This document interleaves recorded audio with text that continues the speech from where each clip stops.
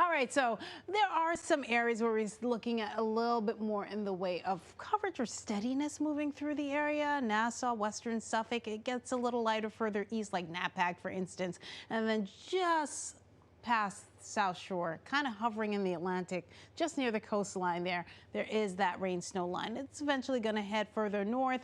Let's zoom tightly.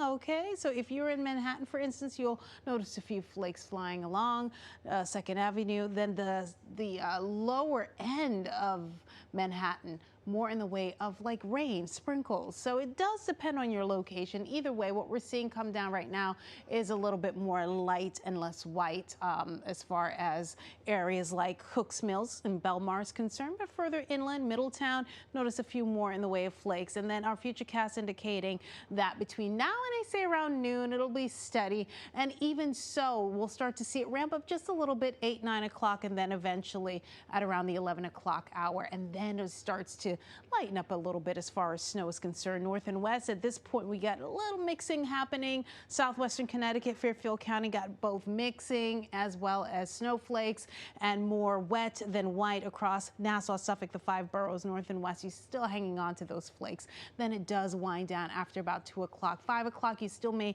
notice a few lingering flakes further north of the city. That's where you get the higher totals, by the way. And this is not a major snowstorm, but it is enough to slow you down, hence the reason why we do have that winter weather advisory. Slick roads, traffic delays, limited visibility. Also airport delays, as Alexa did mention. Icy spots to have to look forward to, but I think the winds will kind of whip around a little bit and help dry things out. There may be a slushy accumulation expected across spots. Temperatures right now in the 30s, and then 30s all around for the most part. And then for the afternoon, staying in that pocket, we may even hit that 41-degree mark at Islip.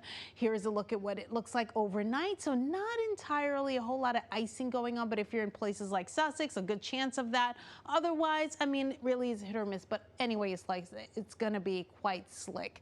We do have the potential just for a few light rain showers. It's just been teetering off and on as far as your Christmas is concerned. I'm more concerned about this mess happening for your Friday into Saturday. We could be dealing with some more rain and snow, and more rain even on your Sunday.